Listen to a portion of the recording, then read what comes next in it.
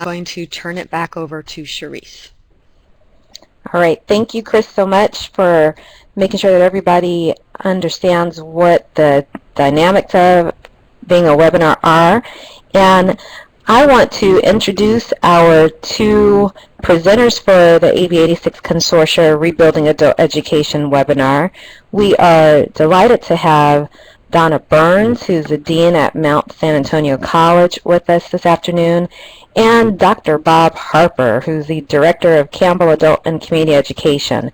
And they are both, as many of you know already, heavily involved in the AB86 state work group and with the rebuilding of adult education across the state.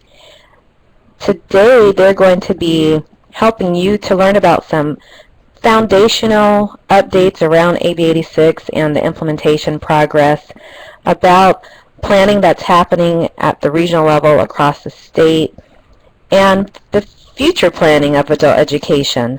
And there'll also be a number of opportunities for you to engage with each other and dialogue with each other around best practices and ideas and activities that you are engaging in across the state.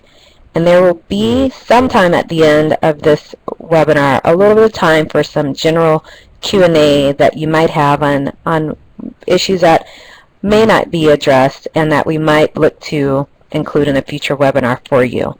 So with that, I am going to turn this over to our two amazing facilitators, Donna and Bob, and we'll begin. Donna and Bob. Hi. Good afternoon. Can everyone hear? Donna, can you hear me? Yes, and if they could hear, they can't tell us. Right. Well, no, I saw a couple of people raise their hands, so thanks very much. Yeah, so certainly welcome to the webinar. I'm Bob Harper. I'm Director of Campbell Adult and Community Education, and with me is my colleague and friend, Donna. Nice to be here. And where do you work? Where do you work, Donna? I'm at Mount SAC. Right. So the original intent of this webinar was to have people from the work group, the AB86 state work group, from both systems, sort of give an overview of the process and status, and some sort of language about where the process is going. And then we saw the list of people who had registered for the work group. There are 77 before we started today. I see there are 37 currently participating, so there's some buyer's remorse going on, I think. But when we looked at the list of participants, those who had signed up, clearly it was a group who were experienced in adult education and had already been involved in many components of the AB86 process.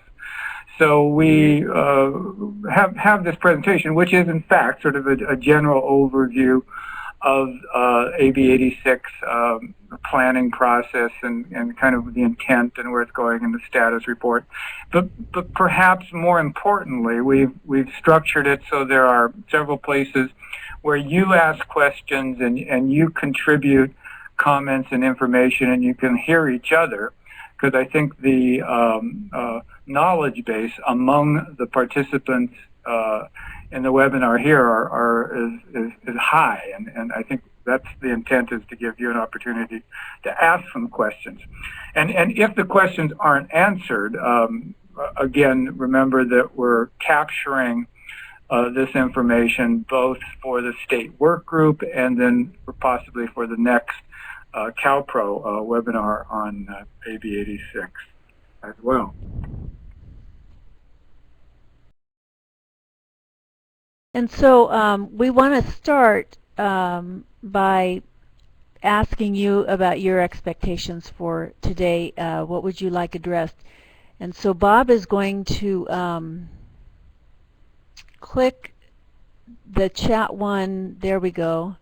And we'd like to invite you to just type in if you look to the right-hand column of your screen, slide 2 Qs, and at the bottom there's a space where you can type in. We'd like to capture some expectations you may have of the webinar today, just so that we can try to address them. Particularly, we tried not to overload on the slides so that there would be time for chat. So it says multiple attendees are typing, so that's a good sign. We'll just wait a minute and let things start to appear.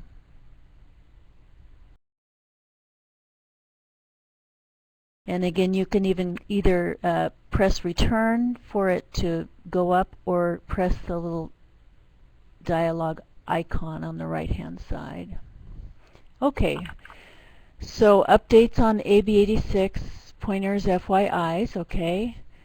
How can we become involved in a regional adult ed plan? So still how to get involved locally.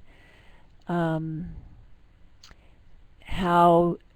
consortia are including other agencies such as state hospitals as partners.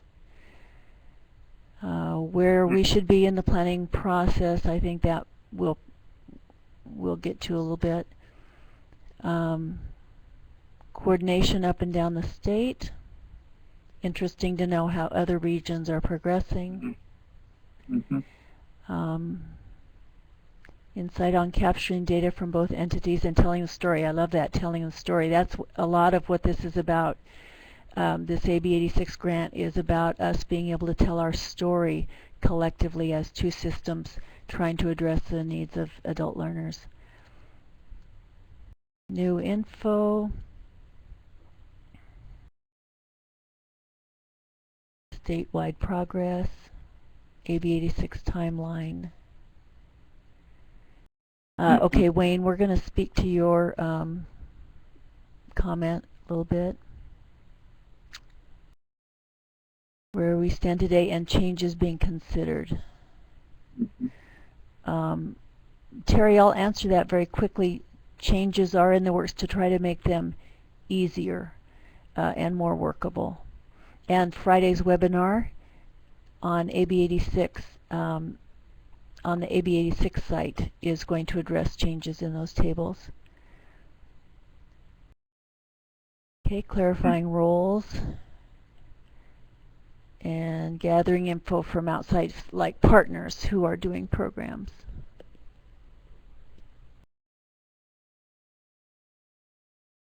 Good, some good stuff.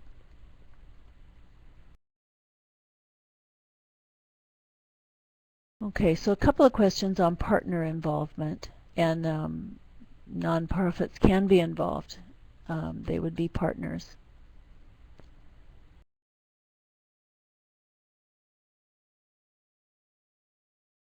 Interesting. Sounds like Carol might be in a more rural or spread out region. Yeah. And then looks like Chris is typing something, and then maybe we can move forward.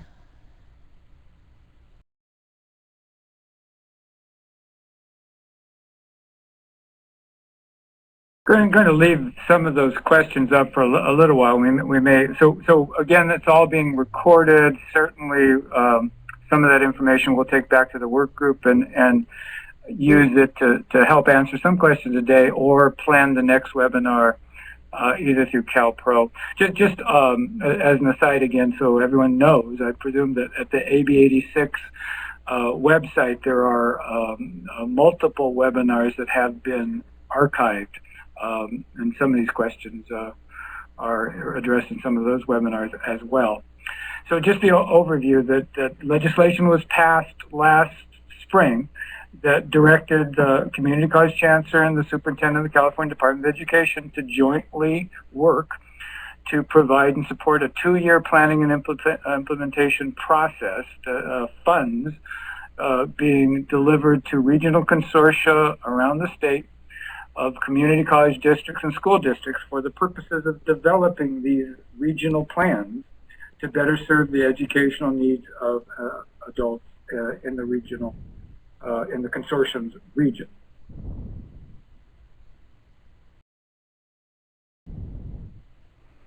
Bob, your quick facts aren't coming up very quickly.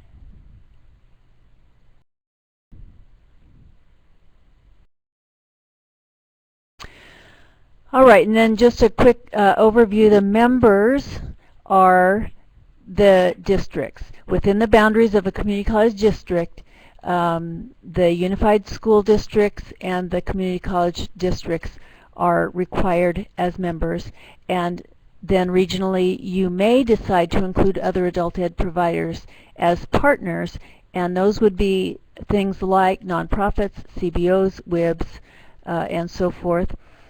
We now have 70 consortia who have officially participated, and that covers all of the state. There are a couple of outliers that are joining together so that the whole state can be covered, and then this was a non-competitive process, so the awards for planning were based on various demographic data. Bob, I think this is you. This is me. Again, so the awards have been approved. They were the award amounts were determined by a review of some statistics that seem to determine the population in general and specifically the need for adult education in a region. Those funds are in the process of being released now. They should be at the fiscal agent within weeks, if not sooner. It's interesting that this perception of which system should be fiscal agent. Both systems have become fiscal agents in different consortia around the state. 75% of the consortia have community college districts as the fiscal agent. 25% are school districts, K-12 school districts. The level of work and the status of work is, my perception, is different in different regions, but everyone certainly started, and some are well into capturing the data around objectives 1 and beginning to look at objective 2, and certainly in building work groups and focus groups.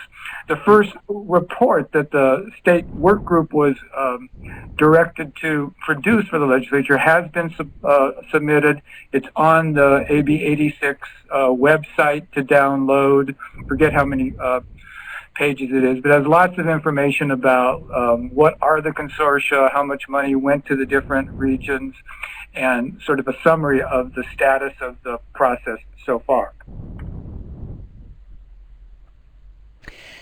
And so really, we have an opportunity. AB 86, in this legislation, the governor and the legislators have affirmed us as local educators, our value and expertise, and they've entrusted us to look forward and make plans for expanding and improving services for adult learners.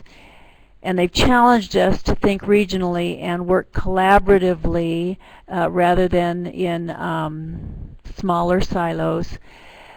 The intent is that this planning that we're doing right now will help inform state policy on adult education as we go forward.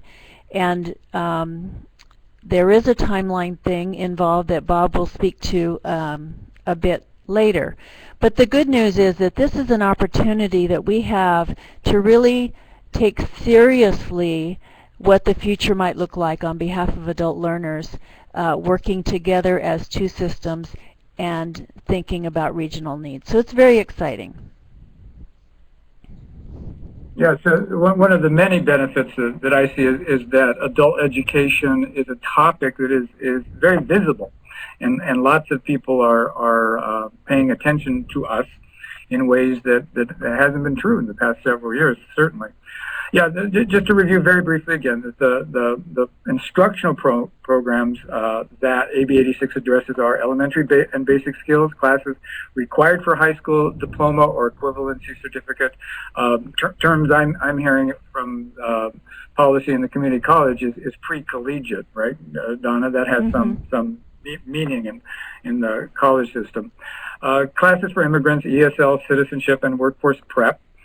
Programs for adults with disabilities, short-term career technical education in programs with high employment potential.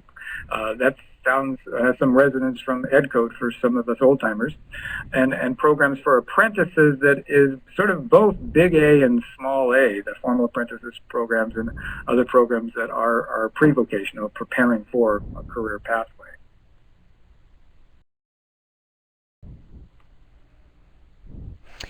And then for each of these program areas, these 7 objectives need to be addressed. An evaluation of what is now, an evaluation of what's needed regionally for adult ed, plans to integrate programs. Now that word integrate can scare people. It's not talking about making one system out of 2. That's not what it's about. It's about aligning, making smooth pathways, clear pathways for students between the 2 systems and helping move them forward and being as seamless as we can as the 2 systems. And then plans to address the gaps between what exists now and what the needs are. Plans to accelerate a student's progress through those pathways and even within our classes, for example, contextualized learning and approaches like that.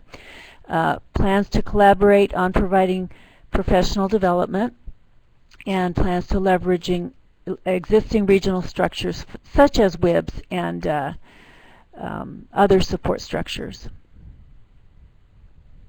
I'd just like to pause for a moment and reflect on a dean of one of the largest adult education programs, non-credit adult ed programs in the state, who had the courtesy and sensitivity to stop a number 3 and just sort of describe her understanding of integrate again.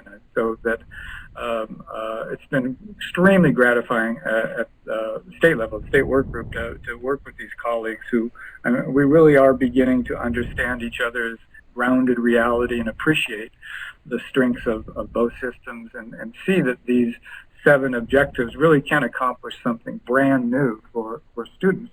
And it's not about one system absorbing another system into it. Right. Thanks, Donna. So this is me too. So the original legislation has these 2 dates that are significant. First, that report be produced on a status of the planning process, how the regional consortia have been developed, the awarding of the funding to those regions. And that, as we say, that report has been done and produced, surrendered to the legislature and is available on the AB 86 website. Encourage everyone to take a look at it. The next report per the legislation is in March 2015. And again, legislature expects a status of the plans, the final plans submitted by the regional consortia, and some sort of analysis synthesis informed by all of those plans that there are recommendations for additional improvements for how the system of adult education can be better structured, delivered, so that students or adult learners get better things than they have been getting previously. That timeline, of course, and we'll talk a little bit more about it later, and one of the questions when we ask you your expectations was about it, that 2015, I think we all acknowledge that, well, that's pretty late in the cycle. that if the governor, his Department of Finance, and the legislators are thinking about 2015, 16, and going forward, then information, ideas, conversations will need to be shared previous to that. So further on in the presentation, in the slide, we're going to be talking about some of what we see as about the timeline and the flow of information that accounts for that reality. Okay, so the intent of the legislature per AB 86 is at the end of all this, they're hoping to develop common policies on fees and funding structures. Their intent is to provide additional funding starting 2015-16. And the timing is challenging, as Bob has just been talking about. How do we share initial reports from you all, from the local consortia, in time for the 2015-2016 budgeting process? And that's why we have July deliverables. We'll be talking about July and October deliverables that you will see in the certification document, and in the appendix where the template is, you'll see plan to date. Some things due in July, some things due in October. And what that means is whatever you've been able to put together so far, let us take a look at it as a work group so that we can get a feel for how things are going, and we can be informed by the work you're doing as you're doing it. And so even if you update and make some changes later on after, say, July, we can still keep abreast and be as informed as possible for fall input to the governor's budget proposal that comes, as you know, in January.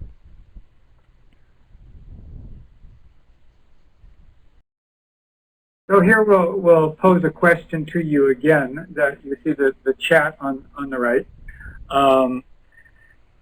What has one of the things that's come up in the past several months as this process has moved forward is well, when are teachers going to be involved? When do teachers get to be at the table? And with different levels of understanding and intensity, that question has been asked with great energy.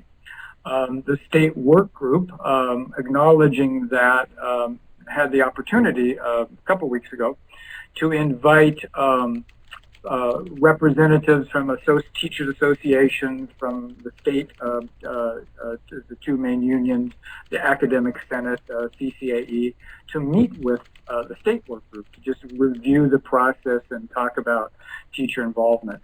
So I think it's a critical question, and given the expertise here, and that Carol, as I see in the first question, also wants to know.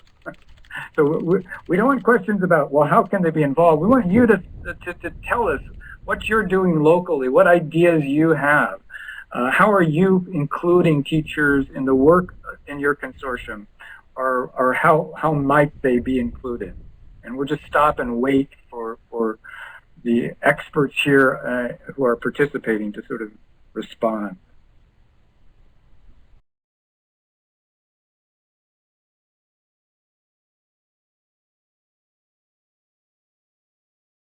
Donna, didn't you think the meeting with the teacher representatives, the faculty, a couple weeks ago was useful? Yes. As a work group, we met with some state faculty leaders and got their input. We will be surveying teachers sometime coming up to ask them how they are involved locally, and hoping to do kind of a pre-post survey to get a sense of teachers becoming more involved. So Chris Nelson points out that in his region there are 10 teachers and 4 administrators that make up the local consortium work group. Interesting, Chris. So what is the activity or outcome assigned the work group? Is it a work group for the whole planning, or is it a work group for one of the objectives?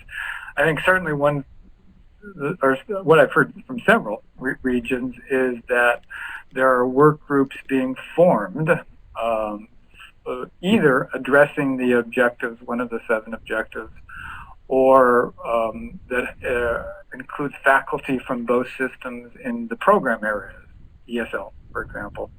And by definition, those work groups are composed of, if not mostly, by teachers.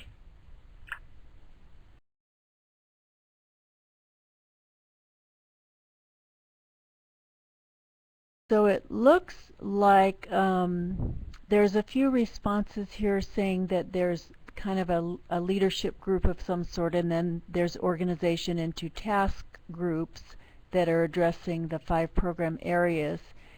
And it looks from some of them that several of them are working with faculty at the program area level. I know that's the case in our local consortium. Now, Chris responds that work group is some sort of larger oversight, I guess, planning for the whole project, and that main body has 10 teachers compared to 4 administrators. So Chris is in East Bay, and that would be an appropriate response to the reality of East Bay, Chris, I would think. Tonette shares similarly, I guess, that there's some sort of steering committee that will include faculty. Yeah, the payment for faculty is an interesting issue for their inclusion in the work. I think locally in our consortium, we've talked about stipends to have some sort of equity of funding. Different members have different mechanisms of paying their faculty, right? But if there's some sort of established stipend for whatever the scope of work is, then there's some sort of equity among the systems. And Donna, maybe we'll just read through these others as they contribute. As they're coming in? Yeah. Okay. So Wayne mentions the involvement depends on the program, and I know locally we've got a couple of our task groups tied to program areas are huge, and then a couple of them are fairly small. All of them have teachers.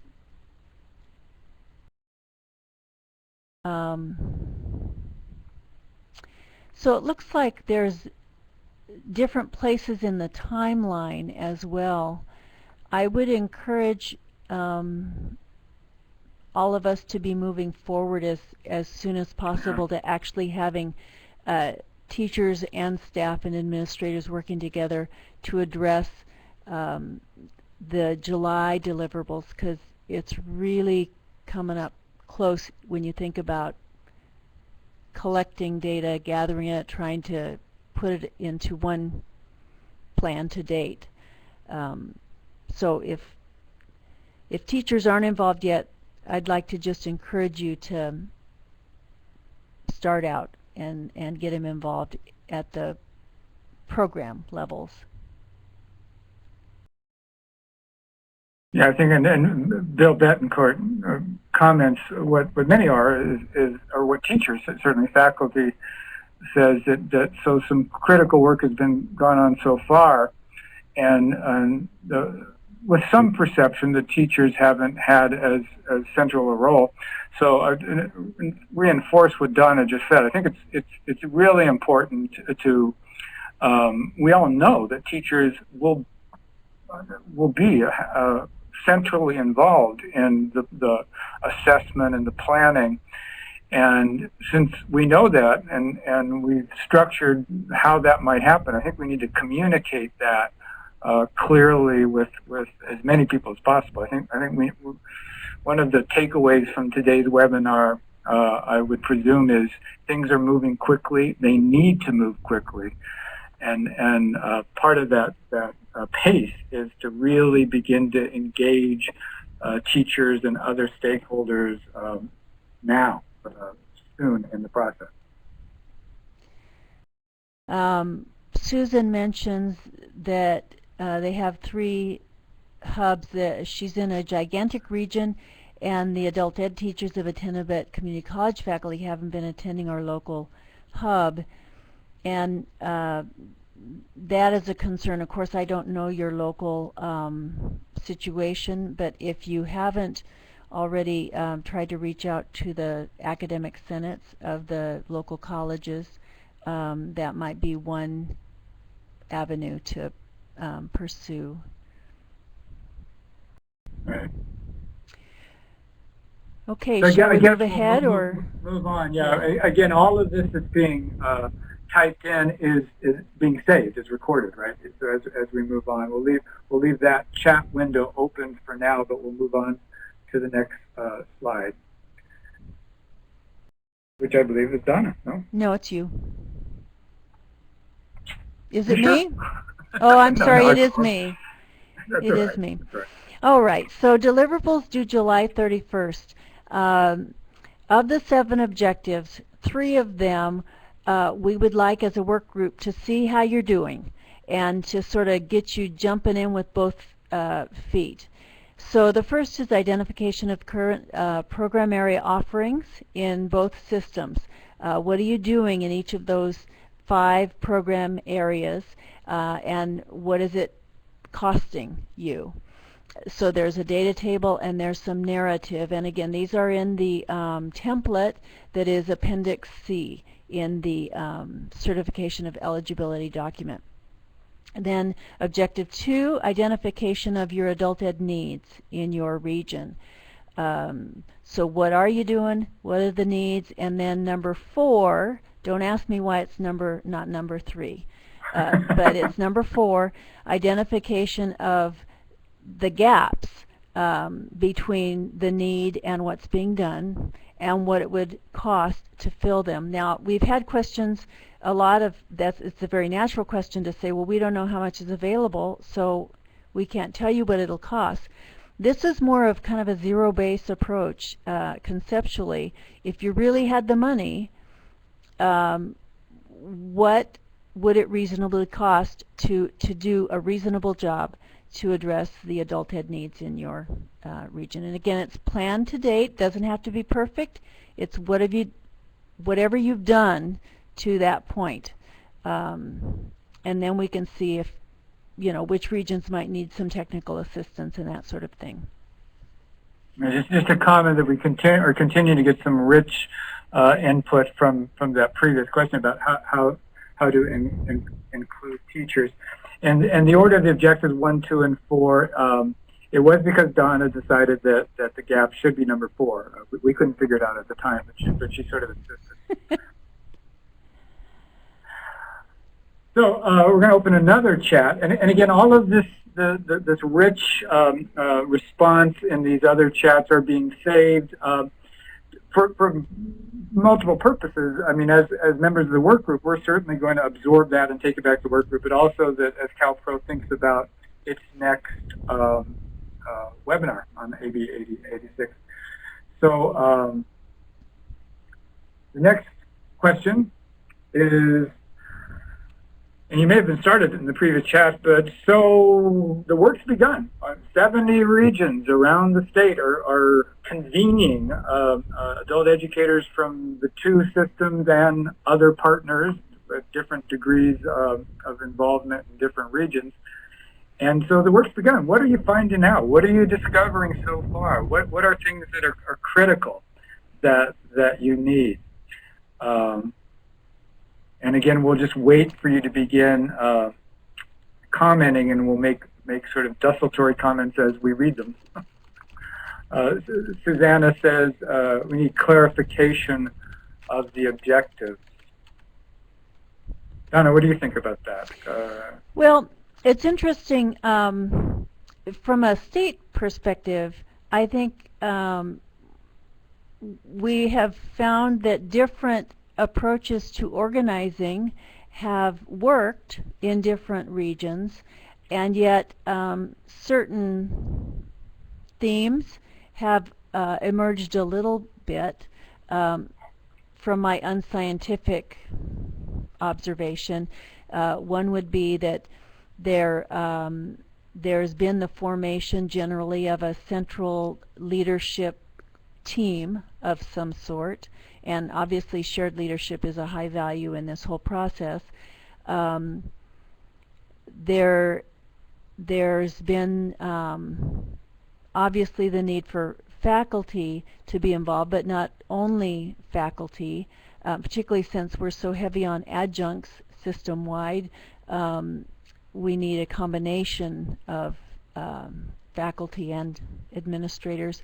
I think it's interesting that a lot of regions have found the idea of some sort of a charter or document that makes clear the shared vision and shared values of the group has been helpful.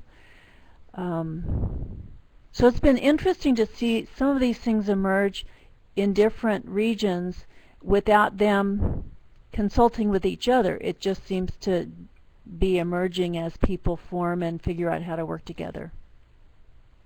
Right. It's interesting. So some of the objectives are what Chris is asking in the second comment here in the chat about the data to define both current capacity of delivery of adult education in a region and to define need. I think some of the tables, Chris, for objective 1 will be addressed, or some of the activities of objective 1 will be addressed again in the website. I'm on the webinar on Friday, the AB86 webinar. I think there's a balance between getting apples compared to apples around the state and having some sort of local reality be understood, studied, and expressed. Perhaps more with objective 2. I mean, that might have greater variance and need some more local definition of that. That balance that we're dealing with LCFF and LCAP and lots of other things that both we have subsidiarity, which is decision making and policy and funding decisions are being pushed down to the local level, but at the same thing, there are certain things that can't be lost. Grace, I think, who is the point person in Los Rios, will probably be available. I think one of the goals for the state work group is to make sure that who are the members and who are the contact people are publicly known. You want to pick it up, Donna? Anything else you're seeing?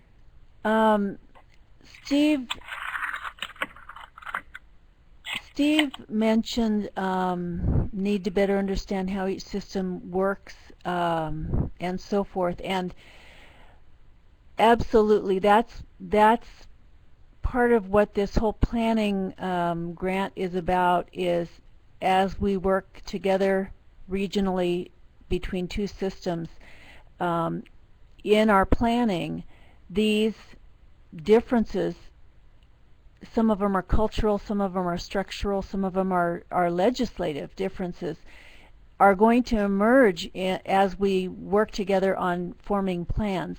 And remember that we don't have to complete the actual implementation of the plans for this year. We're planning. And so questions can be captured and can emerge as part of the planning process, but we don't necessarily have to figure out all of the answers yet. That's what we're planning for. Bob, do you know how many consortia are hiring out to collect data? I don't think we know that as a work group. I don't think we've collected that statewide. I think what could probably safely be said is a majority, and just an unscientific sample of just the ones that I know where stuff's going on in the Bay Area. Most are. It's interesting. reality. I mean, I don't know if I've complained about it, but I've observed that there's a lot of money for planning, and boy, is this unusual, and what a great opportunity. And then almost by the nature of the work, we've had to farm out some of the work. Mm-hmm. Catherine, you're saying it's a really good point. I guess the point is to have publicly understood who the members are, what are the contact people, the key contact people in each region. I think I agree. I personally think that's an important goal. So that's helpful feedback for the work group. Absolutely. To make that more available. And you know, one of the things we talked about it as a work group is the different hoping that people are thinking about the difference between getting research help and consultants to help facilitate collaborative planning versus just hiring somebody to write up a grant for you, which is not what this is about, and that's not what I think people are doing. I think regions are getting the extra help with the research and facilitation piece. I'd just like to read Debbie Roberts' comment that I think is just, I mean, it's what many thoughtful people and people who are not so thoughtful have observed, that we're discovering that we enjoy collaborating, can see that it can be very beneficial, but it's also very time-consuming and cumbersome, especially if you're truly implementing shared leadership and responsibilities. Important that the complexity of this type of collaboration on top of day-to-day operations be conveyed to the state. Absolutely. I think that's one of the things that is the result of authentic collaboration. That it takes time. It takes time to build a sense of trust and shared leadership, and the time that it takes doesn't necessarily align with the production that is required of this planning process. So what I say locally is well, this is the beginning. So this is the beginning of relationships, and through the planning process itself, attempt to establish ways of working together that will last. So using the production and the planning to actually prepare for a kind of working together in the years to come. Kind of an investment in the future. I wanted to mention, Debbie had a question about the data and why we started with 8-9 instead of 7-8. And my recollection on that is that we were trying to catch the last year before flexibility, and then to be able to show the impact of flexibility, which was 09, right, Bob? Flexibility as Chris says, that the larger, so cuts were already happening in 08, 09, and that 07, 08 had larger attendance. I think that's Chris's point there, right? Yeah. But both systems, of course, I think it's important to remember that although adult schools were put into tier 3 and there were sweeps happening, that the community college non-credit system was also suffering reductions in all of those. I call it the years of la violencia, the dark years. Yeah, and it wasn't just non-credit and adult ed. Yeah, it was credit as well. Credit as well. Yeah. But we get a number of people, and as I see them, they're mostly adult school people that say, wait a minute, 07, 08 was the better year. We'll absolutely take that back to the work group and report that this is a perception. I guess we should we're our CalPro mistresses will cut us off at 3 o'clock, and if we don't finish what we're doing. And so I guess with your permission, again, capturing all of this rich comment in the chat, we're going to move to the next slide. Okay, I think this is you, Bob. So, and this addresses the issue that was in some of the questions and expectations, and we've asked a couple times, or we've come up to this topic a couple times in the presentation, that the timeline, the sequence of when things are to be presented, on one level is quick, but on the other level, it may not necessarily align with what needs to be communicated to policymakers as we move forward into the next budget cycle. So what needs to be delivered on the 31st is a draft of the entire plan, including all 7 objectives, on October 31st. But there needs to be conversations among local regional consortia, the work group, other stakeholders about what are we finding out? What preliminary conclusions can we make about what adult education, public adult education should look like in California going forward? And some of those conversations need to happen before October 31st. So one of the things we are interested in is figuring out, although we have this timeline of deliverables, how to, in one sense, do what we've done today, have different regions and people connect with each other and be in dialogue, and in that conversation being, identifying themes and topics and their findings that are emerging well before the 31st of October or the end of the year. So how do you see ways that we can more efficiently, quickly, with greater expediency, connect with what's happening before October 31st or the end of the year? Donna, any other comments before we pose interactive questions? No, I think you could go ahead and pose it while I talk, or open the chat while I talk.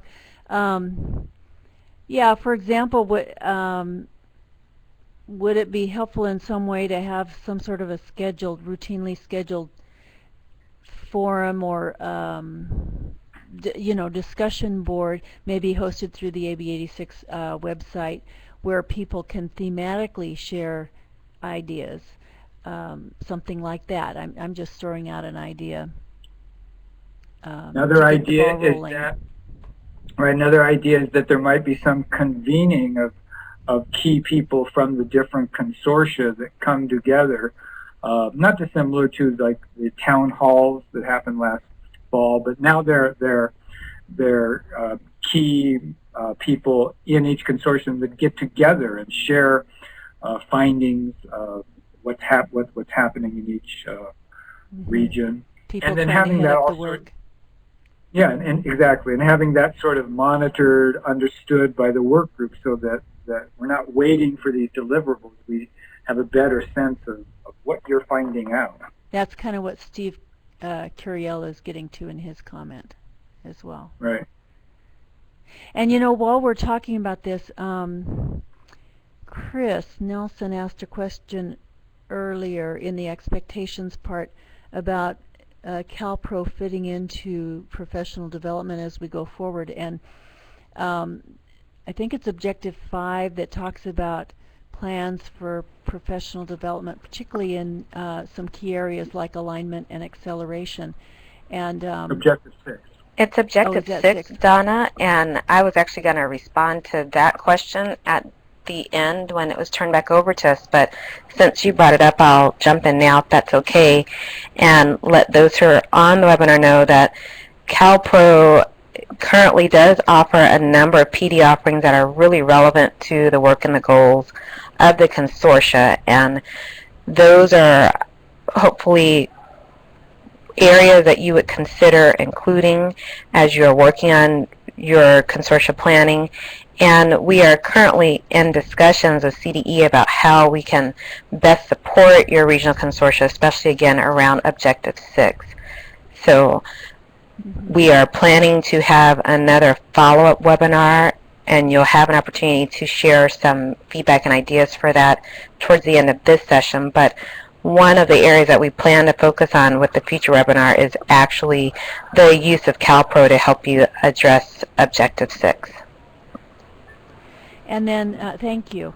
And then in your plans themselves, I would hope that regions would mention the resources available for the future, such as CalPro in the particularly CDE, but community college folks in ABE and ESL in particular make use of CalPro resources. In the community college system, there is 3CSN, which is basically professional development offered on a more regional basis. And then there are more local, regional, in-person things.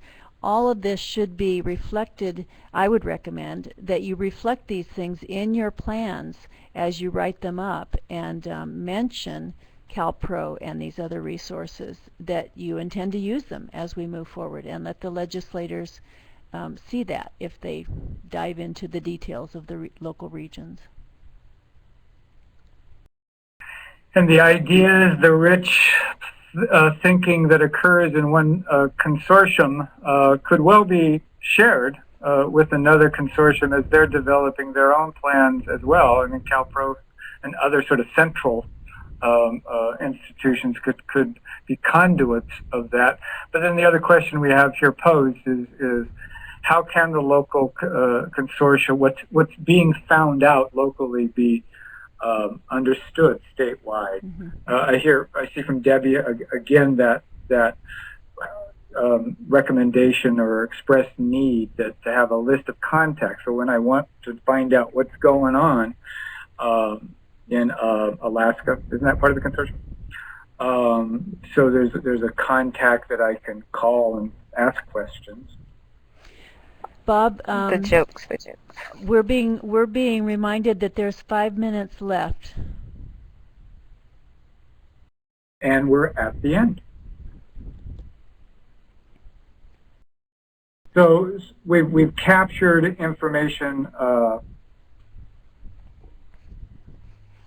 on a number of topics, and everything you've typed in will be kept, digested, preserved. And so the question posed to you is what would you like from the state work group? I think we've got a lot of those answers, and certainly what Charisse and the people at CalPro want to hear is what would you like to see on the next CalPro webinar? Yes, Bob and Donna, thank you both very, very much for your time this afternoon and for sharing what has been happening and what will be happening as far as AB 86 and regional consortia planning. The participation has been great. We know that this was a hot topic. We understand that obviously more time is needed around the discussion that you're having. I saw some people still typing into the chat pod. I'm going to encourage you to continue typing into the chat pod as we bring this webinar to a close. And the last question that you have showing on the slide here is, what would you like to see on our next webinar about the AB 86 process? You have shared a great deal in your participation today, and we know that this is just the tip of the iceberg, and we know time is also of the essence. So we're planning to bring you part 2 to this webinar in the next months, and want to really make sure that we focus it on what you need, and if there's a need to have 2 or 3 more interactive and engaging webinar opportunities around this topic, we would like to also try and find a way to bring that to you. But really critically, take a moment and look at that last question and let us know specifically what the topics are. And I see several of you typing in as I'm speaking. Again, we're at about 3 minutes before end time, and we do have some information for you that was provided by Bob and Donna that you can download. And so, Chris, I'm wanting to know if you can bring that slide up while they're still typing the closing slide so that they can see that, and those who are wanting to, ooh, it cut off. So there's another place for you to type in your questions. The chat at the top is now the one to type in your questions for what we should look at on the next webinar that we have for you. Chris has the arrow pointing to show you how to do that. So Chris, as they're wanting to type, if you can bring us on so that we know where to do that. Okay, perfect. So it's going in there. All right, and then on the bottom left of this screen, you'll see several documents. One is the PowerPoint itself. Then there is an Excel spreadsheet that shows the school districts that have signed up to participate in the consortium efforts.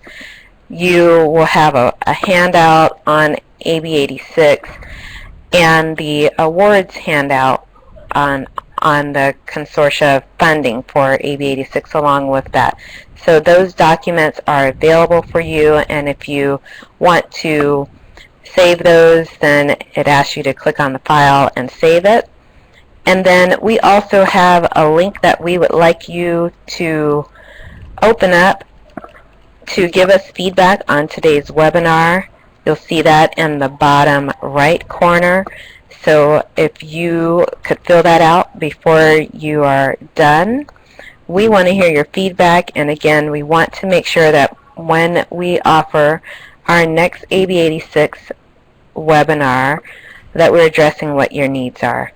So thank you again for participating in this very beginning step for what we want to bring to you as timely, relevant information for administrators and educators and rebuilding and continuing adult education. Bob and Donna, thank you very much for your time again. Chris, thank you so much for your support. And we will leave the page open for a few more minutes so that you can finish typing in your last comments and thoughts. And again, thank you all. Have a good afternoon. Bye-bye.